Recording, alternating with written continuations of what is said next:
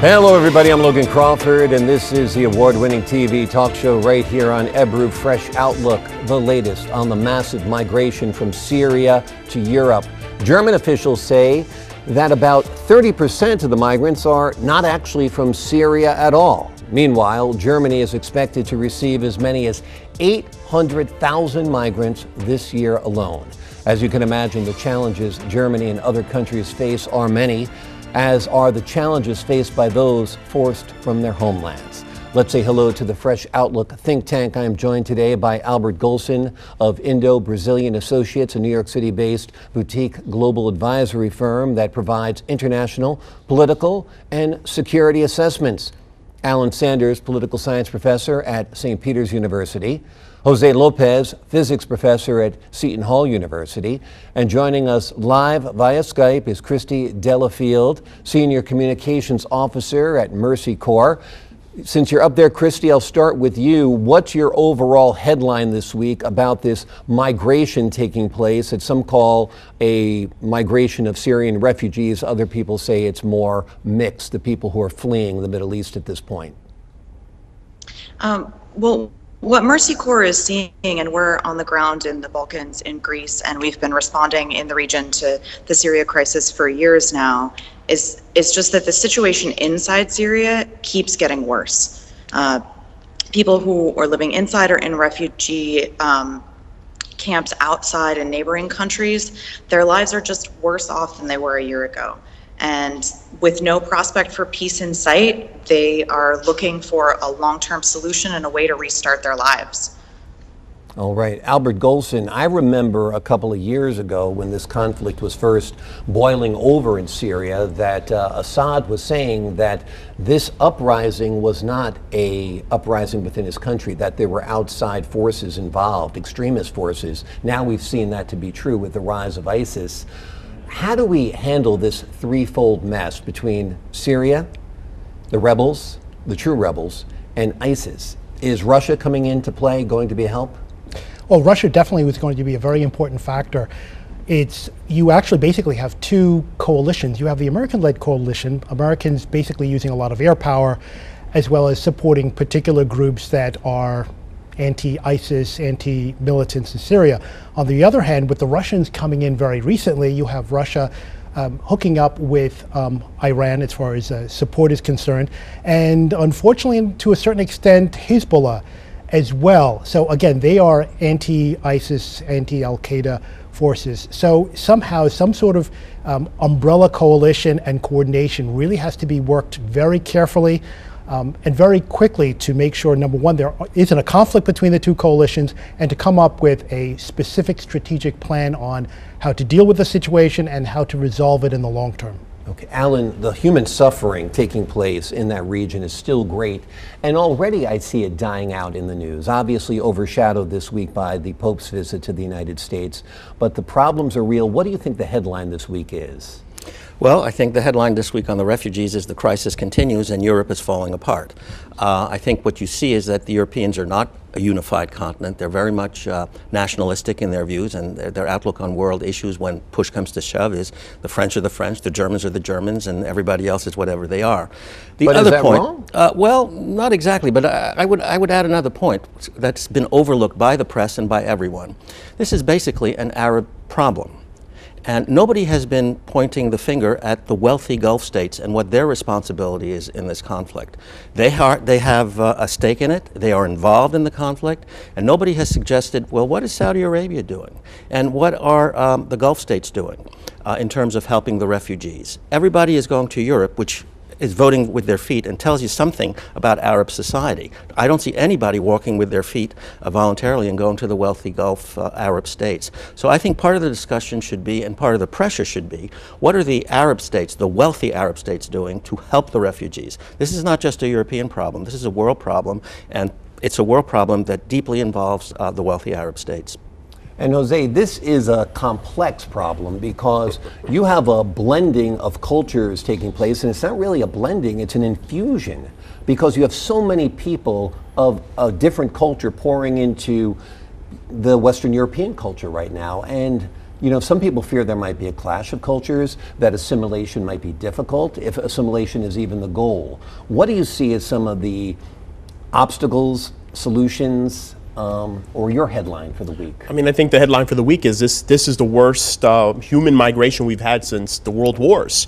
And I mean, we as a society, a global society, thought we were past this, but obviously we're not. I mean, it's a huge migration of people. This is going to create huge infrastructural issues throughout Europe. I mean, we're already seeing it in the Middle East. We're seeing it in countries like Turkey. We're seeing it in Lebanon, where they're setting up these refugee camps that are meant to be temporary solution settlements. And for what we're seeing, the current condition, and this might become a permanent home where children are born and raised, and then it becomes a cyclical process that continues on. And then, of course, when they move into these European cultures, as you're saying, it's a completely different culture. It's a completely different set of standards that are there. And at least for the first generation, it's going to be very difficult. And I think that's the problem, both with the local European countries and with these migrants or refugees, depending on, you know, what we're supposed to refer to them as. Some might be refugees, some might be migrants, some people might be seeking opportunity, economic opportunity, other people might be seeking to exploit the exodus.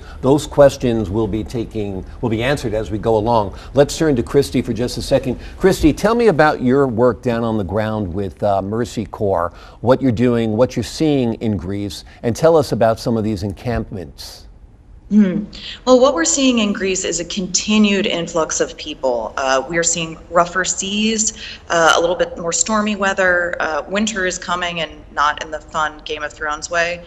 And we're seeing people still just move forwards. They think this is their future. They think this is the only way that they can rebuild their lives, reconnect with their families. We're seeing a lot of unaccompanied children. Children are getting separated from their families, which is heartbreaking to watch. But it's just an arduous journey, and people do not seem to be slowing down in taking it. What, Albert, do you think the solution is to create some sort of workable peace within Syria in order to get these migrants to go back to their country? Because it doesn't seem to me as though Europe can handle this type of influx, particularly a one fell swoop like this. This is a long-term issue, it's a long-term problem, and that's something that should have been dealt with 10 to 15 years ago.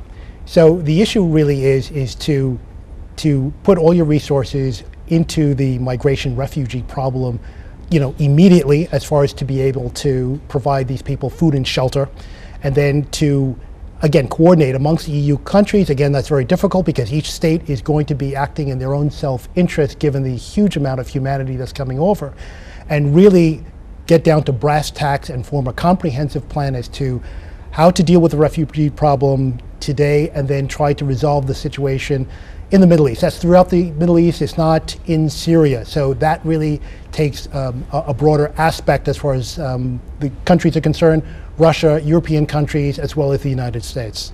And as we enter United States into this equation, of course, it becomes political, Alan. Right. Tell me how you think this might affect the 2016 presidential race. Well, I think the way it's going to affect it is that the Republican Party, if it ever gets its act together, which we'll discuss in another segment, will attack Obama on the way he's conducted foreign policy. He's perceived as weak by many people here and by many people overseas, and you can see Russia moving aggressively in the Ukraine, in Syria. You can see China moving aggressively in the Pacific and also on the cyber front. You can see many countries moving aggressively because they believe that Obama is weak, and basically his word and the red lines that he draws are imaginary in many instances. So do you agree with that? Do you agree with that scenario? Well, no way. It's going to affect, you asked me how it's going to affect the campaign. And I think the Republicans can run a strong campaign on those issues if they can get past their internal problems and the Trump factor. But if they can focus on the way foreign policy has been conducted, and you know, Secretary Clinton was the Secretary of State for the Obama administration. Right. I think they have a strong set of issues to run on, but we have to see how the Republicans get past some obstacles first. And Jose, I think Alan makes a great point. I think that the perception of Barack Obama as this leader who leads only with diplomacy and who leads from behind and doesn't really have any muscle behind his might is like the substitute teacher in school. We're going to wreak havoc until we get a real teacher in who's going to rein in the problems. Russia is looking, I think, to re-coordinate the Eastern Bloc countries who want no part of this migration. He's looking to become a major player in the Middle East. And you have Barack Obama, who's the nicest, coolest kid in school, who seems aloof to it all. Why isn't he hammering ISIS? Why aren't we solving this problem in Syria? It's affecting the whole world. Well, it's absolutely not just an American problem, it's a global problem. This is his approach. I mean, he very much is a person who believes in, a global leader who believes in not carrying a big stick behind his back like Teddy Roosevelt used to talk about. He believes in diplomacy and working with all of these foreign leaders, but you know, it's uneven, the game, when you have strong guys like we have in Russia with Putin and in China with the party there. So it's an uneven playing field, and he's trying to play within the international rules set by the United Nations and other such entities, and it's a hard game. Well, I think it goes back to his background. He ran and he told us that he was a community organizer. And I think that's his approach to international politics as well as domestic politics. Have people sit around the table, give their viewpoints, talk it out, and reach some sort of consensus. The problem is that power politics on the international scale doesn't work by consensus, doesn't work as a community organizer kind of environment. It's built on power politics, and it means that you have to back up your words with diplomatic action, economic action, and at times military action. And I don't think he understands that. And kinder, gentler is sometimes perceived as weak and timid, yeah, and an opportunity to seize power. I'm going to let you give your thoughts, Albert, then we're going to turn to Christy. Okay, I believe as far as President Obama is concerned, is that he's basically just going to let it go as far as the status quo. He's going to hand it off, the baton, to whoever the winner is of the presidential election coming up. He does not want to make a commitment. He's very much committed to maintaining his legacy right now. He's not going to take any additional But his legacy risks. might be that he left a continent in ruins, Europe, that he left a people suffering, the Middle East. Millions of people have been forced from their homes. Hundreds of thousands have been killed, if not more. I mean, that's quite a horrible legacy if you look at it, the fact that he let extremism take root in the Middle East in the form of ISIS. We had a number of troops on the ground in the Middle East, and that didn't work out. And the American public says, well, pull them out, pull them up. It's not our war. And that's exactly what he did. Unfortunately, he's between a rock and a hard place. And unfortunately, the Middle East is a cauldron. It's just a series of failed states, which will require a heck of a lot more than whoever the president of the United States is. And of course, with a much bigger stick to go in. So at this point, he's really a lame duck. There's not much he can do at this point. It's up to the next administration and how they work with their European partners and their Middle East partners that have more stable governments. Let's turn to Christy Delafield and change the topic a little bit from politics to the humanitarian aspect. How can people at home who want to help those suffering help? Well, there's a lot that can be done, honestly. Mercy Corps has a petition on our website that you can sign calling on Congress to increase the amount of funding for programs like ours in the region that will actually provide services and resources to help those countries that are bearing the brunt of the burden. Turkey is hosting some 2 million refugees. Jordan is hosting 600,000. Lebanon, a quarter of the population now are Syrian refugees. And these countries, the scale of the crisis is massive. So we really encourage people to visit our website, to take a look at that petition, call on Congress to provide the support necessary. Certainly, our work is strongly supported through personal donations. People can go to mercycorps.org, mercycorps.org, if they are able and interested in making a personal contribution. But this is bad. This is an emergency within an emergency. And what we're seeing is horrifying, and we really appreciate people getting interested, getting engaged, and doing what they can to call for an end to this crisis. Christy Delafield from Mercy Corps, thanks so much for joining us today. I'm going to give a final word to our panel in studio. Albert, if 30% of these people who are fleeing from the Middle East into Europe are not from Syria, where do you suppose they're coming from? Why do you suppose they're fleeing? Well, 70% are coming from Syria. The remaining 30%, there's still a large percentage that are coming from countries that in which they are persecuted, they fear for their lives. For example, Afghanistan, Iraq, Eritrea. But there are many other countries in which they are looking for economic opportunity, and those individuals will be deported. So the European Union, if they are applying very strict definitions of who is a refugee seeking asylum versus those who are just looking for economic opportunity, that would help somewhat in terms of the influx of people arriving. So that is one mitigating factor.